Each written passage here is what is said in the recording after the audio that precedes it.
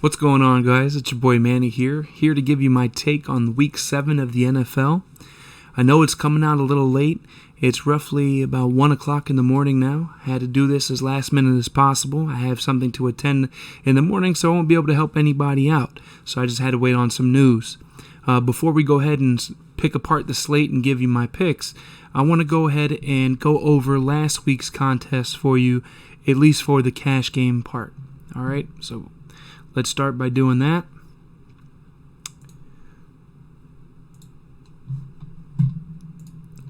So last week, as you can see here, we placed 14th out of 444. Pardon me. Winning, we did cash $500. We beat half the field. See the cash lineups. I don't know how Deshaun Watson was only 6.5% drafted in a cash lineup, especially at that price point. But who am I? So we did get our job done. We did everything correct. All the picks were right, just in the previous video. We could have done better on some. Nothing. We're not perfect. But let's look to keep the streak alive. All right, and we'll start going over Week 7. Now, the quarterbacks that I do have in mind: Russell Wilson at $8K. Yes, he's expensive, but we love this game. Seattle and Arizona. It's going to be a shootout. Seattle's defense is terrible. Arizona's defense is not too terrible, but Seattle's offense is insane. So it's take your pick your poison, however you'd like to choose. All right, I'm going to have exposure to Russell Wilson. Josh Allen, it's a tough call. I may have 1 or 2 game stacks of him, but I'm not going to be high on this guy. Same thing with Mahomes. Reason for that is this game is actually going to have a minor issue, and we'll get to that later. Kyler Murray, I think this is going to be my go-to guy this week. This guy, lock him in on cash, let me tell you that. That's my cash play for sure. Then we got Deshaun Watson going against Green Bay. I feel like they're going to be trailing. They're going to throw the ball a lot, and Deshaun Watson also gives you that rushing floor.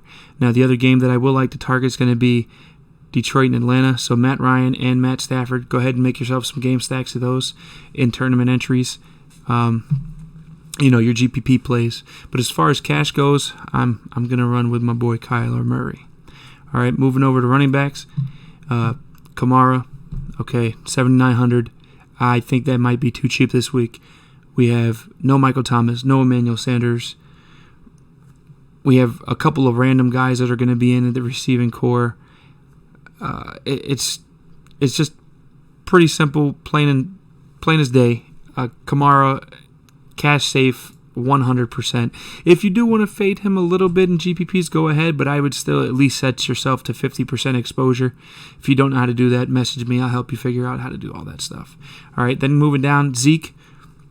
I definitely feel like he has something to prove, if have you. He did fumble the ball twice last week. It looked pretty terrible. It was a bad performance. Unlike himself, I think they're a little shaken up after that Prescott injury. I'm sure he's going to be looking to bounce back here against the Washington football team. All right, beyond that, Kareem Hunt. Now, he's in a great spot. He's also catching balls out the back. Right, we got plenty of targets going to be lined up. Well, at least enough. He does have a lot of touchdown equity, though, between the passing and rushing. He's already got 6 touchdowns this season. I don't see an issue with that. A guy that's going to go under-owned is going to be James Conner against Tennessee. Their run defense is not that great. He also has touchdown equity. All right, now this guy is probably going to be under 4% owned. This guy, however, at 6.6, he might have a little bit more exposure than others. He does get a lot of volume, so rightfully so. 6.6K is a great price. Now, New Orleans' defense is a little better than most as far as guarding the run, but you enter at your own risk. I still think he's great as a tournament option. Same thing goes with Chris Carson. If people are going to do like their Kyler Murray stacks and you need somebody to run it back with, Chris Carson, you're there for me. Further down, Ronald Jones. The Raiders, they're not good against the run at all. Now, this guy did just have a 100-yard game. Correct me if I'm wrong. Yeah, 3 of them in a row, in fact. Let's get this guy in there for some tournament plays. Definitely. Let's beyond that. Hilaire. I don't have an issue with this guy at all. Once again, there is going to be an issue with the game, and the issue is that it is going to be snowing. So sign me up for Hilaire, maybe a touch of Le'Veon Bell in there, and definitely put me in with a 5,500 Gordon. All right, Melvin Gordon is down here at 55. So, we like playing running backs and defense when it comes to snowing games. Now, Gurley, yes, he has showed that he can still come out there and do his thing, right? He showed that against Carolina. Now, I think everybody does that against Carolina, but you're in another similar spot as far as the matchup's concerned. You're going against Detroit. They're terrible against the run. I think this guy definitely warrants having some roster slots, at least a 10% exposure to this gentleman. All right. Then beyond that, McKinnon, they are struggling in the backfield right now as far as who they have to run the ball. He's definitely going to get an uptick. He's going to have higher usage. As you can see, when he did previously, he did well. Definitely have some exposure to this guy. Beyond that, I already went over Gordon. If you do want to chase the game with Swift against Atlanta is also really, really bad against the run. I have no problem running him back here. It's not chasing points at this point. It's actually, he's in a great spot. Same thing goes with David Johnson. Huge spot. Green Bay, we know they're bad against the run. All right. Now, beyond that, we do have a few more diamonds in the rough. Latavius Murray, I have no issue with that. Even if you're running him with Kamara, he does get a decent amount of touches regardless. I mean, look at this. He gets attempts. He gets targets. 4,800. Not bad. Not bad at all. Let's see. Where else do we have in here?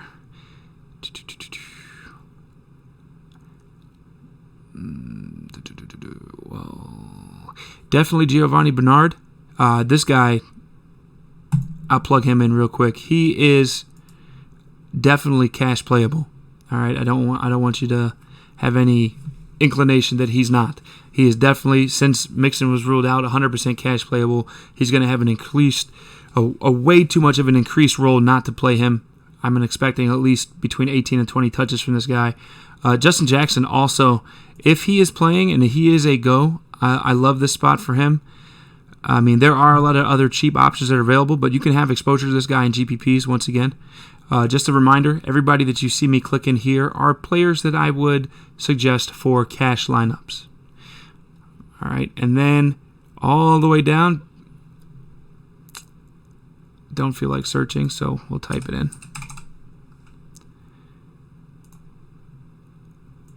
Jamal Williams. All right, now this gentleman is probably going to draw the start because Aaron Jones is likely to be inactive.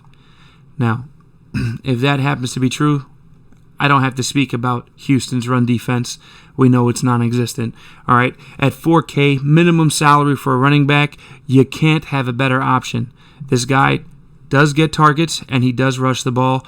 The attempts will increase on both ends, rushing and receiving. He's in a smash spot. Another cash safe play. It's essentially a free square. All right, moving along to wide receivers. DeAndre Hopkins, yeah, he has a questionable tag, but he normally has a questionable tag, and he always plays. $8,200.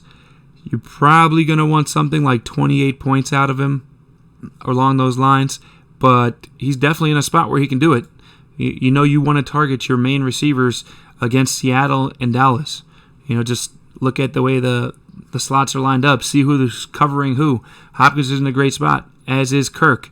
All right, they can't deny him. Devontae Adams, also in a great spot. I don't mind running him, 7,900. He'll probably have lower ownership. A lot of people are probably not going to Adams when they are trying to hit Williams or Jones prior to news that is coming out. Michael Thomas is out. Calvin Ridley, he's in a great spot. Love him. 73 is a little expensive, but this guy, call him Mr. Consistent. Just look at his log. Going back down to week 1, he's got 100 yards in every game except for the last one. This game, in game 4, he did get injured, so I'm not going to count this one against him. The last one, he did go 6 for 7 with a touchdown and 61 yards. The only game that he really didn't have over 100 yards. Mr. Consistent, you want a cash gameplay? This guy's probably really, really good for cash. you know what? I'll go ahead and I'll just say that you could put him in cash if you'd like. Not an issue there. All right, now beyond that, Stephon Diggs. If you feel like they're able to keep this game close, he is in a smash spot as well. All right, now if you do want to stack him with, let's go with Josh Allen and someone else that I'll get to in a minute. All right, then beyond that, you do have Will Fuller. Now, he's in a great spot coverage-wise. He's going to be matched up where he has a decent advantage. And if you do happen to be running Deshaun Watson, you could pair him with him. Kenny Golladay, smash spot right on the other side of Ridley. Back and forth. This game should be high scoring. Once again, you probably do want to have some players on each side, at least exposure to some of them, some game stacks. Tyler Lockett, I do like him better than DK Metcalf this week, just off of coverage purposes, not off of skill level, because they're both beasts. Don't get it twisted. Tyreek Hill, 6,400. I think that price is way too cheap. I think he is in a great spot. Coverage-wise, not so much, but, who's catching this guy? Let's be honest. All right, now if you do want to have a couple of sleeper Mahomes stacks, because I think Mahomes is going to go way under-owned, probably sub 5%. Then you have Godwin and Evans. I'm leaning towards Godwin based off of a coverage. Throw this guy in a few lineups. I think both of them are too cheap in general. 6,400, 6,300. We know what their potential is. We know what they're capable of doing. The reason I'm going Godwin over Evans is Evans has a history of having a lot less target shares and volume when Godwin's on the field. All right, A.J. Brown, once again, is in a great spot. If you do want to put some people in this game, we already went over Connor before, and A.J. Brown if you want to run it back the other way. Keenan Allen, this guy's a target share monster. Always going to get a bulk load of work. If you want to play somebody like him, he's also probably a safe play for cash. Don't get that twisted either. All right. Then Odell Beckham, I do like him this week. The same thing with Robbie Anderson. I would like Crowder, but he's probably not going to play. Makes it even more difficult for me to believe that the Jets can stay close, but what do I know? Terry McLaurin, smash spot against the Cowboys. I did just mention against Seattle or the Cowboys. The receiving core against these two teams, you want to have exposure to some of them. Claypool, this guy's definitely the wide receiver one for Pittsburgh at the moment. He is also in a decent spot again. I don't mind having my share of this guy on some rosters. Beyond that, Christian Kirk, another great guy to target. If you're running Kyler Murray, please have some share between him or Hopkins. It's a great way to stack. I know A.J. Green is down here somewhere right there, 4,300. He did have, I believe, 11 targets last game. Yeah, he went 8 for 11. He had a little spark. I don't know if he found his mojo, if he's not happy there. He may be trying to get traded. But even if you're trying to do that, you are going to want to show off and try to make yourself have some equity as a player for other teams to get and try to trade for you. All right, so A.J. Green, not a bad spot. Traquan Smith is going to be the number one receiver, wide receiver one for New Orleans this week. All right, if you do, he's probably going to have some target shares. I don't mind having exposure to this guy. Now, beyond that, there are some sub 4K guys. Damiere Byrd is definitely in question, or for having some options of play with that guy. Just a small percentage. I don't mind him. Who else do we have? Robinson over in Kansas City. I don't mind having some exposure to him. And then I do have a couple of 3K guys for you to go to. So Callaway and or Harris, both of these guys are starting. Now, me personally, I like Callaway. So if you do want to have a 3K guy to roster, Callaway is one. And the other guy that I do like at the 3K, Cam Sims. All right, another guy that's also going to be starting. And I really don't have an issue. He's 3 for 3 of the catches and passes he's got, and now he's getting a starting role. So if that increases, if he gets 3-4 catches, 50 yards, he's probably more than 3 or 4 times his money. You're great to go at that point. Moving along to tight ends. All right, obviously the guys at the top are in play. Kittle, Kelsey, Waller, they're always in play. You might want to have some Hawkinson exposure. Once again, I said that game is going to be insane. All right, Tanyan, don't mind him at all as long as he plays. Gronk, I think he's sneaky. Nobody's talking about him. I know he's 4,600, but that could be a play that could develop some sort of break on the slate. He has been starting to boost his himself as far as his gameplay, boosting his own morale. Beyond that, Hunter Henry's pretty chalky. Definitely cash viable. Same with Jared Cook, being that Kamara would be the only person in front of him on a percentage usage in leadership. This guy would probably come in second to Kamara. So I don't mind having exposure to him either. Schultz, Andy Dalton has to throw the ball, and given his history, he's not the greatest. So if you do want to have some exposure to somebody that's throwing the ball to, I like Schultz. Greg Olsen. Remember I said Seattle, Arizona have exposure to this game? Greg Olsen is not being talked about either. Maybe putting a couple of darts of this guy in there would be something to go to. Now, Tyler Kroft. Let's take a look at this guy. Kroft is the only true tight end currently allowed to suit up for Sunday's game against the Jets after multiple Bills tight ends were placed on the reserve COVID-19 list Saturday. All right, now I'm going to go ahead and say that this guy will be safe for cash. If you are trying to punt in GPP, however, we can also see this guy. This guy was forced into action in the offense on Sunday against the Jets. All right, he had 1 target, 1 reception, 1 yard, 1 touchdown. His only target, his only catch, touchdown. Welcome to the NFL, young man. All right, so he may even get some game time. I know that they said that the other gentleman, it was the only one possible, but maybe he will have some time. But for me, Tyler Kroft all the way. That's cash safe in my opinion. There are 6 core plays right there for cash. Let me go ahead and go to the defense real quick and go over some defenses for you. Now, the Bills defense, yes, they're at 4,700. It's really tough to pay up for that, but given Miami's game against the Jets, I can see why that you would have to price Buffalo that high. All right, it's a no-brainer. Now, the Chiefs and the Broncos, I like both of them. Once again, it is supposed to be snowing, ladies and gentlemen. It's going to make easy for a lot of turnovers.